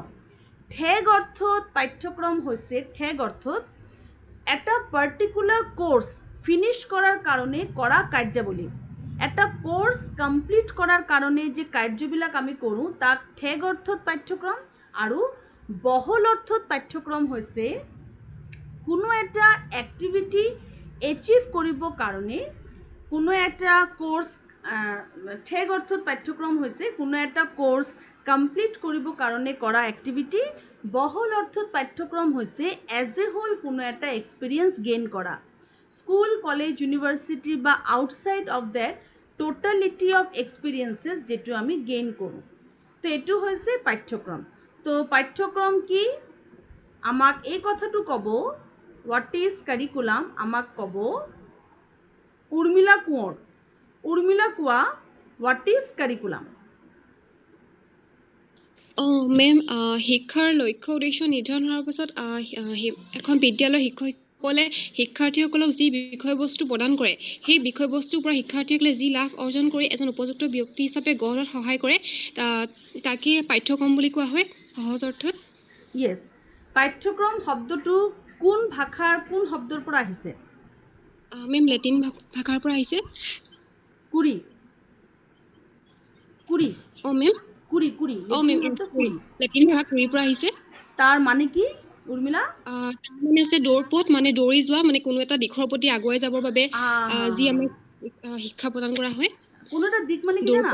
নিৰ্দিষ্ট এটা কোৰ্স কমপ্লিট কৰাৰ বাবে এই যে আমি এতিয়া ক্লাছ কৰি আছো, বিভিন্ন কামত এংগেজ হৈ আছো, নিৰ্দিষ্ট এটা কোৰ্স কমপ্লিট কৰিবৰ কাৰণে সেইটোৱে হৈছে কুৰি। তাৰ মানে ঠেগ অৰ্থত পাঠ্যক্ৰম। নাও ষ্টুডেণ্ট, পাঠ্যক্ৰমৰ কেইবাটাও ভাগ আছে। তাৰে কেইটামান ভাগ হৈছে ৰিটেন কাৰিকুলাম। তোমালোকৰ যিটো প্ৰিণ্টেড বুকছ, তোমালোকৰ যে বুক, সেই বুকটো হ'ল ৰিটেন, সেইটো এটা পাঠ্যক্ৰম। ছ'চাইটেল কাৰিকুলাম, ছ'চাইটেল হ'ল সমাজৰ পৰা শিকা পাঠ্যক্ৰম। মা দেউতা, ছ'চিয়েল মিডিয়া, ফেচবুক, হোৱাটছআপ, তাৰ পৰা আমাৰ যিটো জ্ঞান হয়, neighbour, church, organisation, news, radio', news paper, computer, internet, সমাজৰ পৰা যে জ্ঞানবিলাক আমি দৈনন্দিন জীৱনত পাই আছোঁ, সেইটো হ'ল ছ'চাইটেল কাৰিকুলাম। হিডেন কাৰিকুলাম কি চোৱা? What is hidden curriculum? আৰু এটা কাৰিকুলাম আছে, implied by structure and nature of the school, which refers the kinds of learnings of children derived from the very nature and organizational design to the public school, as well as the behavior and attitude of teachers and administrator. Student, এটা hidden curriculum আছে। hidden curriculum হ'ল তোমালোকৰ এই ৰিভিজনৰ কথাটো কিন্তু আমাৰ কলেজৰ পৰা কোৱা নাই যে তোমালোকক এনেকৈ স্কিল এনহেন্সমেণ্টৰ ৰিভাইজ কৰাব লাগিব। সেইটো আমাক কোনো ধৰণৰ ইনষ্ট্ৰাকশ্যন দিয়া নাই। কিন্তু আমি এইটো কেলে কৰি আছোঁ? মনৰ ছেটিছফেকশ্যনৰ কাৰণে, মোৰ নিজৰ মনৰ ছেটিছফেকশ্যনৰ কাৰণে। আমাক কিন্তু কোৱা নাই যে তোমাক ইমান গ্ৰুপত মেছেজ দি তোমাক মনত পেলাই বাৰে বাৰে এই কামটো কৰিবলৈ তোমাক উৎসাহ দিয়া, বা তোমাৰ সকলো বস্তুৰ কাৰণে তোমাক ব্যক্তিগতভাৱে কণ্টেক্ট কৰা, এইবিলাক আমাৰ ক'তো ৰিটেন নাই আৰু সেইবিলাক কৰিবলৈ আমি বাধ্য নহয়। কিন্তু আমাৰ নিজৰ ছেটিছফেকশ্যনৰ কাৰণে নিজৰ মনটো ভাল লগাব কাৰণে যে মই এই কামটো কৰিলোঁ তাৰ কাৰণে এইবিলাক আমি কৰি আছোঁ তো এইটো এক ধৰণৰ হিডেন কাৰিকুলাম হিডেন মানে যেটো পাঠ্যক্ৰমত নাই যে কথাবিলাক বা যে কামবিলাক আমাক এছাইন কৰা হোৱা নাই আমি নিজৰ পৰা কামবিলাক কৰি ষ্টুডেণ্টক সহায় কৰি আছোঁ যাতে সকলো ফালৰ পৰা ষ্টুডেণ্টে সহায় পাই যায় এদিন সেমিনাৰ ললো ষ্টুডেণ্ট জয়েন নকৰিলে আৰু এদিন সেমিনাৰ ললো ষ্টুডেণ্টে জয়েন নকৰিলে তাতেই কিন্তু সেমিনাৰ শেষ হৈ যাব লাগে কিন্তু আমি ব্যক্তিগতভাৱে যেনেকৈ পাৰিছোঁ কোনোবাই জয়েন হ'ব পৰা নাই তাক আকৌ সহায় কৰা আকৌ এটা লিংক দিয়া সেপাৰেটকৈ তাৰ এটা ক্লাছ লোৱা বা তাক ভিডিঅ' বনাবলৈ কোৱা যেনেকৈ পাৰিছোঁ আমি ষ্টুডেণ্টক 100% যে ফেচিলিটিবিলাক দিবলৈ চেষ্টা কৰি আছোঁ আমাৰ এছাইন কৰা ডিউটিৰ বাহিৰত গৈ সেইটো আমাৰ এক ধৰণৰ পাঠ্যক্ৰম আৰু এইটো পাঠ্যক্ৰম খুবেই জৰুৰী পাঠ্যক্ৰম বুলি ভাবোঁ মই সকলো ধৰণৰ সহায় আগবঢ়াই থকাটো বহুত দৰকাৰী কথা পাঠ্যক্ৰমৰ ইয়াৰ বাহিৰেও কেইটামান টাইপছ আছে এটা হ'ল ছাবজেক্ট চেণ্ট্ৰেড কাৰিকুলাম য'ত আমি ছাবজেক্টছৰ ওপৰত জোৰ দিওঁ political science sociology economics history civics physics chemistry botany zoology য'ত আমি ছাবজেক্টছ কেইটা পঢ়োঁ বেছি এক্টিভিটি নকৰোঁ অকল থিঅৰেটিকেলি ছাবজেক্টছ কেইটাৰ লগত লাগি থাকোঁ ছাবজেক্টছ কেইটা পঢ়ি থাকোঁ সেইটো ছাবজেক্ট অৰিয়েণ্টেড কাৰিকুলাম আৰু এটা আছে এক্টিভিটি অৰিয়েণ্টেড কাৰিকুলাম য'ত আমি ষ্টুডেণ্টক এক্টিভিটি কৰাওঁ বিভিন্ন ধৰণৰ এক্টিভিটি কৰাই ষ্টুডেণ্টক আমি যেনেকৈ workshop seminar conference project excursion field trip এই ধৰণৰ এক্টিভিটিৰ যোগেদি ষ্টুডেণ্টক শিকাওঁ সেইটো এটা কাৰিকুলাম এক্টিভিটি অৰিয়েণ্টেড কাৰিকুলাম তো এই ধৰণে কাৰিকুলামৰ বিভিন্ন টাইপছ আছে মই নেক্সট স্লাইডত যাওঁতে এতিয়া তৃষ্ণা বৰুৱাক সুধিব বিচাৰিছোঁ পাঠ্যক্ৰমৰ টাইপছবোৰ কি what are the types of curriculum ma'am written curriculum societal curriculum hidden curriculum very good student আমাৰ এই ক্লাছটো 10টাৰ ভিতৰত শেষ হৈ যাব তোমালোকে ভিডিঅ' পাই যাবা অকণমান ক্লাছত থাকা ধুনীয়াকৈ তোমাৰ কাৰণে এইটো বনাইছোঁ যাতে তোমাৰ প্ৰব্লেম নহওক co-curricular activities কি ষ্টুডেণ্ট সহ পাঠ্যক্ৰমিক কাৰ্যাৱলী হ'ল পাঠ্যক্ৰমৰে এটা ভাগ সহ পাঠ্যক্ৰমিক কাৰ্যাৱলী হ'ল য'ত এজন ষ্টুডেণ্টৰ বিভিন্ন দিশ আমি এক্সপ্ল'ৰ কৰিব পাৰোঁ এজন ষ্টুডেণ্টৰ থিংকিং আণ্ডাৰষ্টেণ্ডিং অপিনিয়ন এক্টিভিটি আমি এক্সপ্ল'ৰ কৰাৰ যেতিয়া সুবিধা দিওঁ থ্ৰু ছিংগিং ডান্সিং ৰিচাইটেশ্যন ড্ৰামাটাইজেশ্যন তাকেই কোৱা হয় সহ পাঠ্যক্ৰমিক কাৰ্যাৱলী co-curricular activities co-curricular activitiesে এজন ষ্টুডেণ্টৰ অলৰাউণ্ড ডেভেলপমেণ্টত সহায় কৰে physical mental Morrell social emotional সকলো ফালৰ ডেভেলপমেণ্টত সহায় কৰে ফিজিকেল ডেভেলপমেণ্টত কেনেকৈ সহায় কৰে judo karate boxing football volleyball cricket এইবিলাক যেতিয়া স্কুলত অৰ্গেনাইজ কৰা হয় ষ্টুডেণ্টৰ ফিজিকেল গ্ৰোথ হয় মেণ্টেল গ্ৰোথ কেনেকৈ কৰে কুইজ কম্পিটিশ্যন ডিবেট ডিছকাশ্যন তাত মেণ্টেল গ্ৰোথ হয় কালচাৰেল গ্ৰোথ কেনেকৈ হয় যেতিয়া ষ্টুডেণ্টে ছিংগিং ডান্সিং ৰিচাইটেশ্যন ড্ৰামাটাইজেশ্যন এইবিলাকত পাৰ্টিচিপেট কৰে ছ'চিয়েল ডেভেলপমেণ্ট কেনেকৈ হয় যেতিয়া ষ্টুডেণ্টে NCC NSS red cross scout guide participate কৰে co-curricular activities হৈছে য'ত আমি বিভিন্ন ধৰণৰ ফিজিকেল মেণ্টেল ছ'চিয়েল এক্টিভিটি ষ্টুডেণ্টক কৰাওঁ যাতে ষ্টুডেণ্টৰ অলৰাউণ্ড পাৰ্চনেলিটি ডেভেলপ হয় এইটো পাঠ্যক্ৰমৰ বাহিৰত কৰা কেইটামান কাম আৰু আমি অত্যন্ত ভালো পাওঁ এই কামবিলাক কৰি আমাৰ যেটো লাষ্ট ইউনিট আছে এই ইউনিটটো কৈছে এক্সামিনেশ্যন আৰু ইভালুৱেশ্যনৰ কথা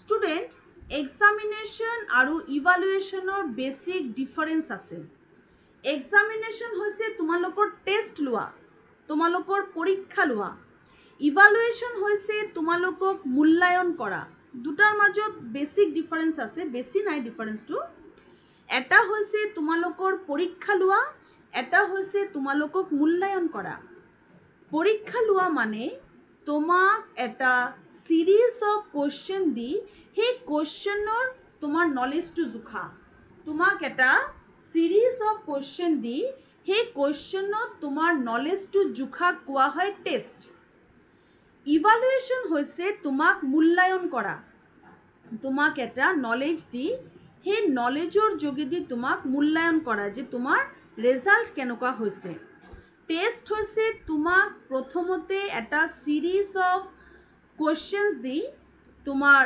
অপিনিয়নটো লোৱা তোমাৰ পঢ়া এনসাৰ্স বিলাক লোৱা আৰু মূল্যায়ন হৈছে তাৰ পিছত তোমাক ইভালুয়েট কৰা মূল্যায়নক আৰু অকমান ভালকে জানি লওঁ মূল্যায়ন হৈছে ভ্যালু জাজমেন্ট য'ত আমি কোয়ালিটেটিভলি এজন ষ্টুডেণ্টক জাজ কৰোঁ দুটাই হ'ব পাৰে কোৱান্টিটেটিভো হ'ব পাৰে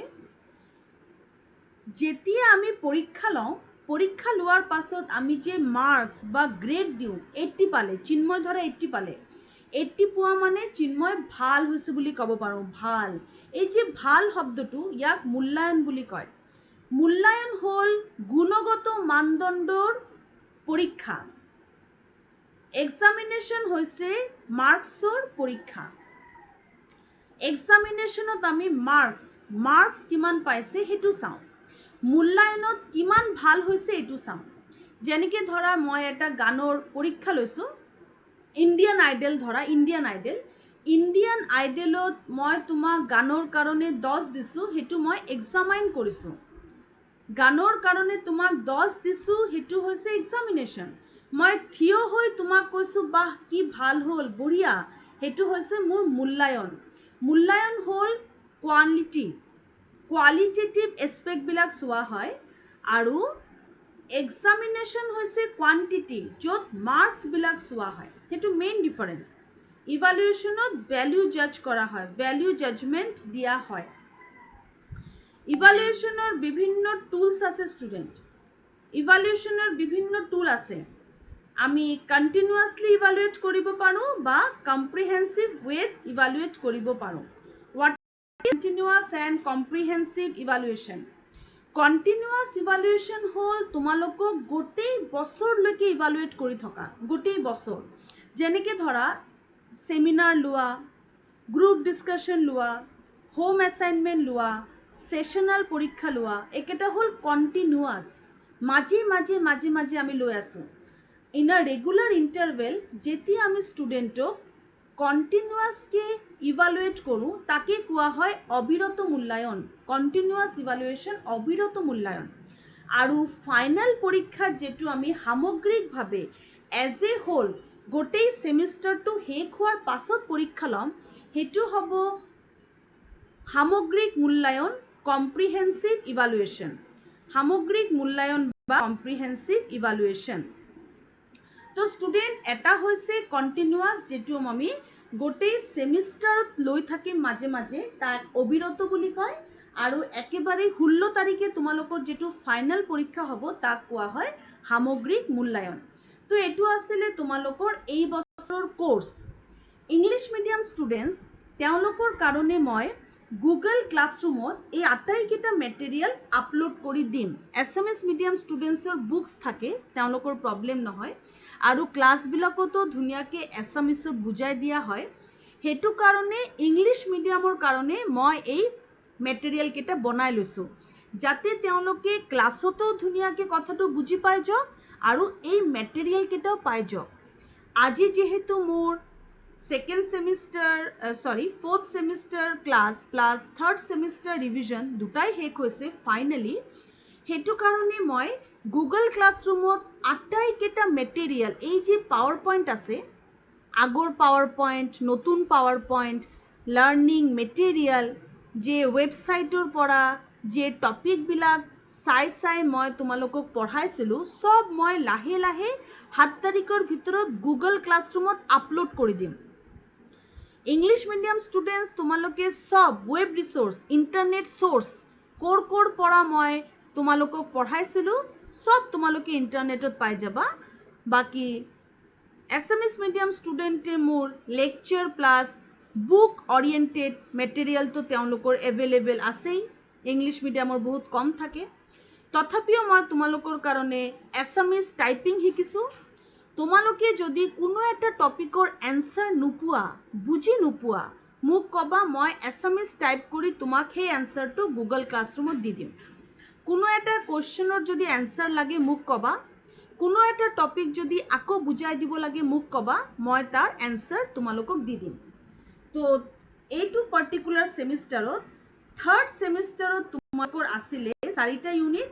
প্ৰথম হ'ল এলিমেণ্টাৰী এডুকেশ্যন কি, তাত আমি পঢ়িব লাগিব এলিমেণ্টাৰী এডুকেশ্যনৰ কনচেপ্ট, কেৰেক্টাৰিষ্টিক্স, তাৰপিছত গভৰ্ণমেণ্টে কি কি স্কিম লঞ্চ কৰিছে, RMSA, SSA, DPAP। তাৰপিছত তোমালোকে এই চেন্ট্ৰেলি স্পন্সৰ্ড স্কিমৰ কাৰ্যাৱলী পঢ়িব লাগিব, দেট ইজ ইউনিট 1। ইউনিট 2 হ'ল সাইকোলজি, য'ত তুমি পঢ়িব লাগিব হিউমেন গ্ৰোথ আৰু ডেভেলপমেণ্টেল ষ্টেজেছ। তোমাৰ আছে চাইল্ডহুড আৰু এডোলেসেন্স। ইউনিট 3 তুমি পঢ়িব লাগিব curricular and co-curricular activities, concept, characteristics, তেওঁলোকৰ টাইপছ আৰু ইম্পৰ্টেঞ্চ। ইউনিট 4ত আছিলে এক্সামিনেশ্যন এণ্ড ইভালুৱেশ্যন, তাৰ কনচেপ্ট, কেৰেক্টাৰিষ্টিক্স আৰু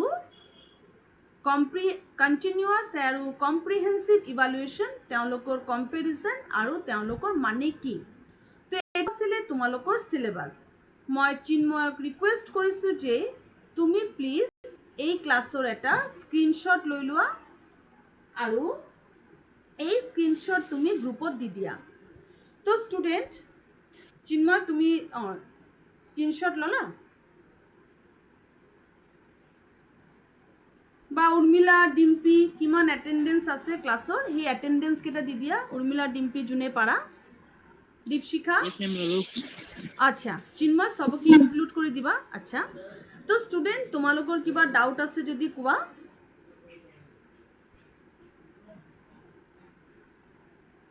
সেকেন্ড সেমিষ্টাৰ তোমাৰ ইয়েস কোৱা, বাৰবি কোৱা।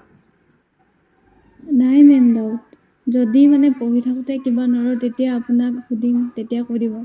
একদম, যদি একো বুজি নোপোৱা মোক কণ্টেক্ট কৰিবা, অভাৰ ফোন অৰ মেছেজ, গুগল ক্লাছৰুমত লিখিবা, গ্ৰুপত লিখিবা, আই এম একদম এভেইলেবল। আৰু মই তোমালোকৰ কাৰণে এছামিজ টাইপিঙো শিকি আছোঁ। কোনো এনচাৰ লাগিলে ক'বা, এছামিজত টাইপ কৰি দিবলৈও চেষ্টা কৰিম, মই আছোঁ। লাহে লাহে ইংলিছ মিডিয়ামৰ কাৰণে মই যে এই মেটেৰিয়েল কেইটা দি পঢ়ালোঁ, এইকেইটা গুগল ক্লাছৰুমত 7 তাৰিখৰ ভিতৰত আপলোড কৰি দিম তোমালোকৰ প্ৰিপাৰেশ্যনৰ কাৰণে। আৰু কিবা তোমালোকৰ ক'ব লগা আছে ষ্টুডেণ্ট? কেনেকুৱা লাগিলে? কি ধুনীয়াকৈ চোৱা, 8:30 to 9:30 প্ৰতিদিন ক্লাছ কৰি কৰি আমি কোনো ধৰণৰ অসুবিধা নোহোৱাকৈ আমাৰ হৈ গ'ল। কাৰণ ইয়াত কিন্তু বহুত মেজৰৰ ষ্টুডেণ্ট আছে, তোমালোকৰ চবৰ কিন্তু বেলেগ বেলেগ টাইমত ক্লাছ হৈ থাকে। 8:30 to 9:30 বেষ্ট টাইম আছিলে, যেতিয়া কাৰোৱে কোনো ক্লাছ নাছিলে। আই এম ৰিয়েলি হেপী যে তোমালোক পাৰ্টিচিপেট কৰিলা, ইমান ৰাতিপুৱা ৰাতিপুৱা ধুনীয়াকৈ পঢ়িলা মোৰ লগত। আমি বহুত দিনলৈকে একেলগে লগো পালোঁ, খালি দেখি নাপালোঁ আৰু তোমালোকক। তোমালোকে এক্টিভলি এনচাৰো দিলা, তাতেই মই বুজি পালোঁ যে তোমালোকে ভালকৈ বুজিও পাইছা, খুব ভালকৈ এনচাৰো কৰিছা। এতিয়া তোমালোকৰ কিবা ডাউট থাকিলে কোৱা। বাইদেউ, বিকি কোৱা। বাইদেউ আমাৰ এতিয়া এই পেপাৰখন থাৰ্ড চেমত কিমান মাৰ্ক আহিব? 20 মাৰ্ক আহিব নি? এতিয়া কথাটো হৈছে ইয়াৰ ষ্ট্ৰাকচাৰটো এতিয়া পেণ্ডামিকৰ কাৰণে গভৰ্ণমেণ্টে কেতিয়াবা 25 মাৰ্কছ অফ কৰি দিছে, 60 মাৰ্কছ অফ কৰি দিছে, তেনেকুৱা ধৰণৰ কিছুমান নটিফিকেশ্যন বা কিছুমান কথা কেতিয়াবা শুনিবলৈ পোৱা যায়। কিছুমান কোৰ্চ কমাই দিছে। এতিয়া কথাটো হ'ল যে পেণ্ডামিকৰ কাৰণে এইটো এতিয়াই ক'ব পৰা যোৱা নাই। পৰীক্ষাৰ আগে আগে চাগে নটিফিকেশ্যন দিব, তেতিয়াহে গম পোৱা যাব। নহ'লেতো পৰাগ ছাৰ আছে, তুমি যোগাযোগ কৰিবা, পৰাগ ছাৰৰ পৰা মই জানি তোমালোকক জনাম। পৰীক্ষা সংক্ৰান্ত এই কথাবিলাক তেওঁ গম পায়, ক'ত কি চেঞ্জ আনিছে গভৰ্ণমেণ্টে, সেইটো অকণমান তেওঁ কনচিয়াছ হৈ থাকে এইটো লৈ। মই তেওঁক সুধিও তোমাক ক'ব পাৰিম। তোমালোকৰ কিবা ডাউট আছে কোৰ্চ ৰিলেটেড?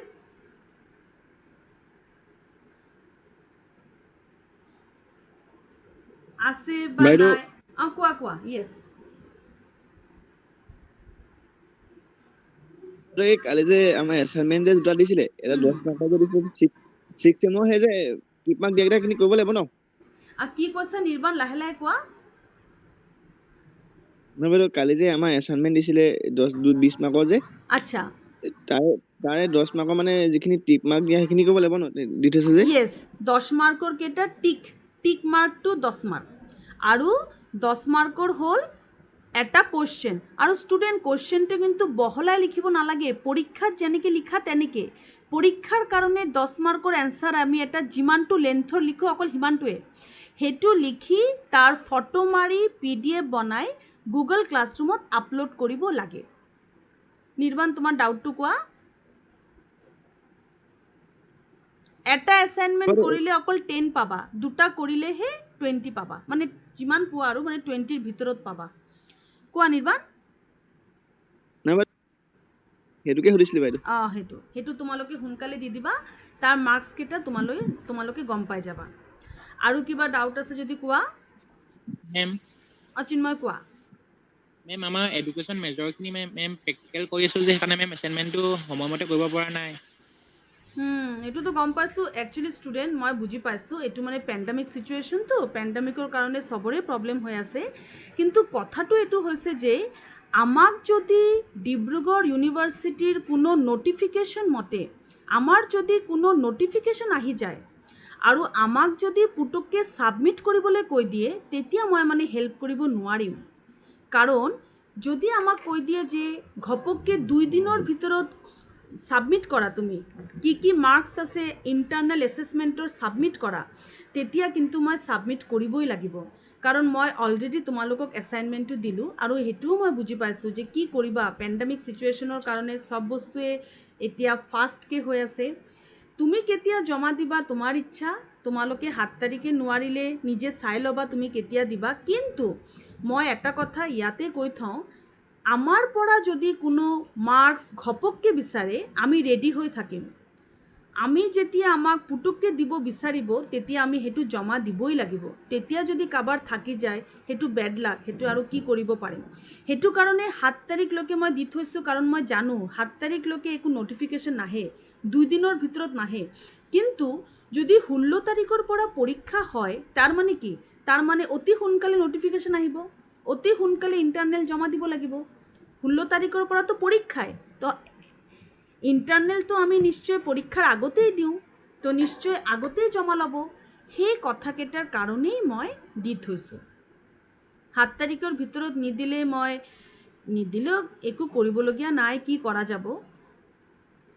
ভাগ্য ভাল থাকিলে নোটিফিকেশন পাছত দিব আৰু যদি কিবা গভৰ্নমেন্টে যদি ঘপককে কিবা এটা দি দিয়ে তেতিয়া মই যে কেটা স্কোৰ পাম হেকেটাকে জমা দি দিম আৰু কিবা ডাউট থাকিলে কোৱা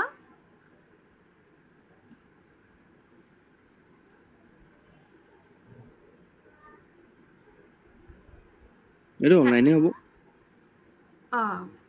নিৰ্বাণ আৰু তোমাৰ কিবা ডাউট আছে আৰু তাৰমানে অনলাইনে হ'ব চাগে ন অনলাইন এটা ব্লেন্ডেড বুলি শুনি আছো অনলাইন অফলাইন ব্লেন্ডেড শব্দৰ অৰ্থ তো অনলাইনো হয় অফলাইনো হয় একচুয়ালি ষ্টুডেন্ট তোমালোক চিন্তা নকৰিবা যেতিয়া পৰীক্ষা হ'ব নহয় তেতিয়া তোমালোকৰ সবৰে গ্ৰুপ খুলি দিব যে পৰীক্ষা হ'ব তাৰ কনসাৰ্ন গ্ৰুপ খুলি দিব বহুত আগতেই আমাৰ কলেজ যথেষ্ট কনসিয়াস এইবিলাক ক্ষেত্ৰত যথেষ্ট সিৰিয়াস কনসিয়াস গ্ৰুপ খুলি দিব আৰু সেই গ্ৰুপ খুলি তোমালোকক হেতু গ্ৰুপতেই পৰীক্ষা সংক্ৰান্ত সব কথা জনাই থাকিব তোমালোকে যেটু সেমিস্টাৰৰ ষ্টুডেন্ট সেই পাৰ্টিকুলাৰ সাবজেক্টৰ যেটু সাবজেক্টৰ ষ্টুডেন্ট সবৰ কাৰণে এটা নিশ্চয় এওসি থাকিব পৰীক্ষা জুনে চলাব আৰু তেওঁ গ্ৰুপ খুলি সব ইনফৰমেশন তাত দি দিব আৰু অতি সোনকালে দিব তুমি চিন্তাই নকৰিবা মই ইন্টাৰনেলটো খালি হেতু কাৰণেই দি থৈছো ইন্টাৰনেলৰ কথাৰ কাৰণেই মই এছাইনমেন্টটো দি থৈছো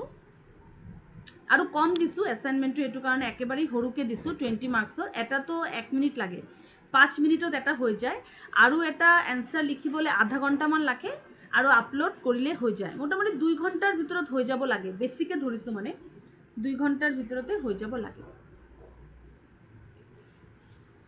মেম কোৱা দীপশিখা মেম মই এই 10টা কুৱেশ্যন দিছিলে যে মই পৰহি কৰিলো কিন্তু মই 4th চেম দি পালো নহয় মেম তুমি এটা কাম কৰিবা একো নাই 4th সেমত দিছা তো তুমি মানে স্কিল এনহান্সমেন্টৰ কৰিছা নেকি বাৰু তেতিয়াহ'লে স্কিল এনহান্সমেন্টৰ ক্লাছত তুমি আকৌ আপলোড কৰি দিয়া মই তো ক্লাছত ক্লাছ কোডটো দিছোৱে কেনেকে গুগল ক্লাছৰুমত জয়েন কৰিব লাগে ক্লাছ কোডটো দিছোৱেই তাত এটা খেলিমেলি হ'ব পাৰে দীপশিখা তুমি 4th সেমিষ্টাৰৰ পৰা হেতু ডিলিট কৰি দিয়া ডিলিট কৰি স্কিল এনহেন্সমেন্টছৰ ক্লাছত আকৌ আপলোড কৰি দিয়া আকৌ দি দিম নহলে তোমাৰ দিগদাৰি হ'ব নহয় তুমি আকৌ এবসেন্ট হৈ থাকিবা নহয় স্কিল এনহেন্সমেন্টত এবসেন্ট হৈ থাকিবা নহয় তুমি যেটো ক্লাছৰ ষ্টুডেন্ট তাতে দিয়া মেম হ'ব তাতে কিন্তু আকৌ ডিলিট কৰিবা দেই তাৰ পৰা এই যে 4th সেমিষ্টাৰৰ পৰা ডিলিট কৰি দিবা হা 4th সেমিষ্টাৰত খালি 4th সেমিষ্টাৰৰ অ্যাসাইনমেন্ট হে দিবা ঠিক আছে ষ্টুডেন্ট তোমালোকৰ ক্লাছ লৈ বৰ ভাল লাগিলে আৰু পৰীক্ষাৰ কাৰণে অল দা বেষ্ট মই হেতু কাৰণেই যাতে তোমালোকৰ কোনো অসুবিধা নহওক ভালকে তোমালোকে যাতে মাৰ্কস কেটা পোৱা হেতু কাৰণেই সময়ে সময়ে ক্লাছ কেটা লৈ ক্লাছ কেটা শেষ কৰিছো আৰু আটাই কেটা লাৰ্নিং মেটেৰিয়েলত তোমালোকক দিছো তোমালোকক সেই লাৰ্নিং মেটেৰিয়েল কেটা সময়ে সময়ে দিছো যাতে কোনো ধৰণৰ প্ৰবলেম বা সমস্যা তোমালোকৰ নহওক পৰীক্ষাৰ কাৰণে অল দা বেষ্ট এতিয়া 8:30 ৰ পৰা নেক্সট ক্লাছত তোমালোকে পঢ়া শুনা কৰিব পাৰিবা নিজৰ মতে পঢ়িব পাৰিবা মই এই ক্লাছৰ ৰেকৰ্ডিং তোমালোকক দি আছো thank you student for your participation thank you Thank you. Thank you, ma'am. Thank you, ma'am. Thank you.